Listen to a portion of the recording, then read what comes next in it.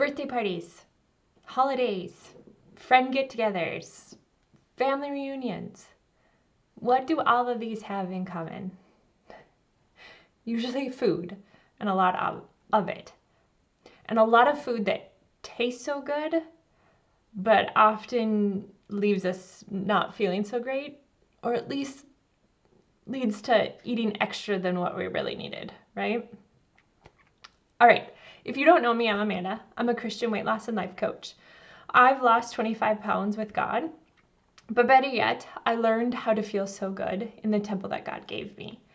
And now I get to coach my clients on how to not only lose weight, but how to see and treat their bodies with love and care because they want to, not because they feel forced into it.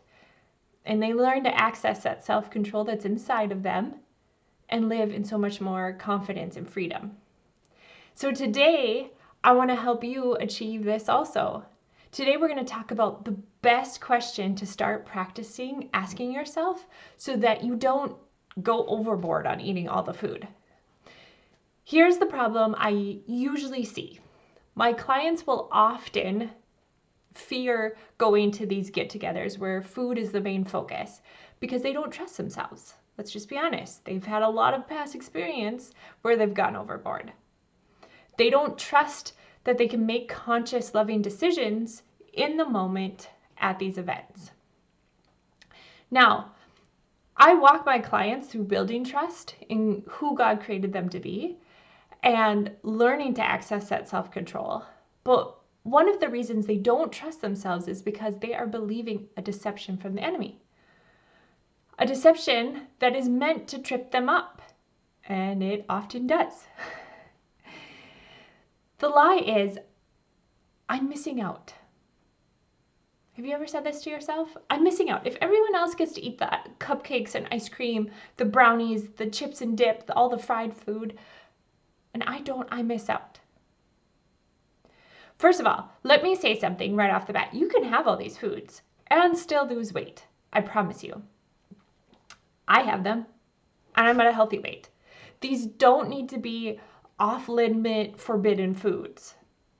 But my clients often, at first especially, don't even want to put them on their plans because they struggle to stop at just having a little of these foods.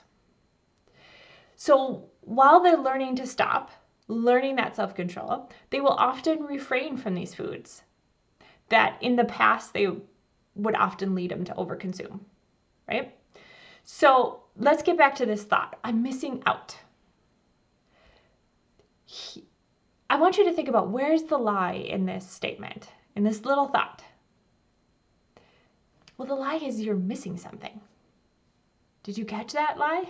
Yeah, I know many of you, like myself, have never stopped to question whether you're actually missing out if you don't have a food. Here's how this works, okay? Get really clear on what you're missing out on if you don't eat the cupcakes at the birthday party. This is what you're missing out on.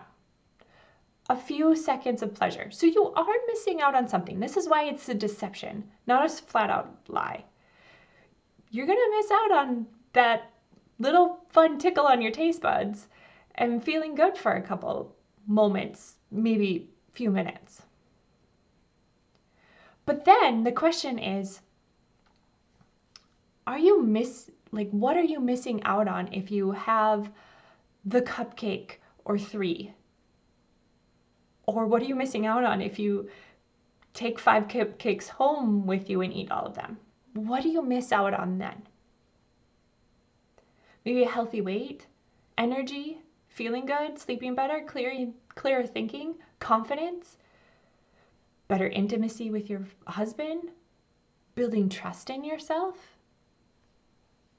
not worrying about diabetes, feeling so good in this beautiful body that God gave you. So, what are you willing to miss out on? What are you really missing out on? Do you even have to miss anything?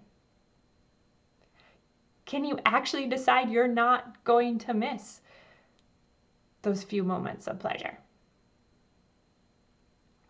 Here's a hint. You can totally decide that.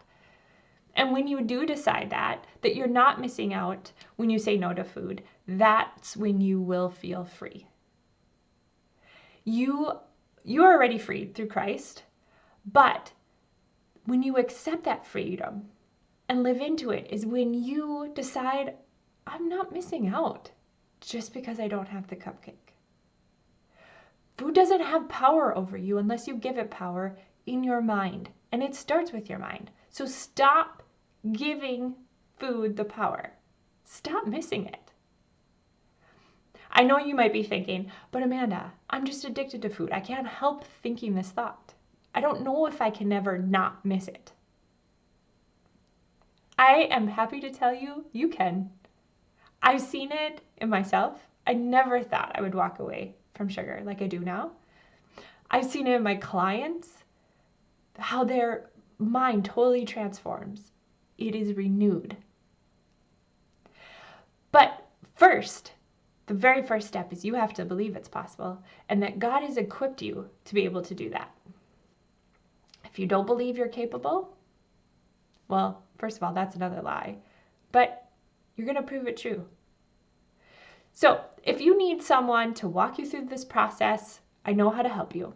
You can set up a consult call by clicking the link below, and this call will help me decide if you're a good fit for coaching.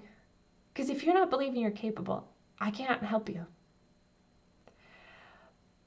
But if you're a good fit, you'll have a better understanding of what this process looks like, what coaching actually does. The times are limited. I'm just going to warn you.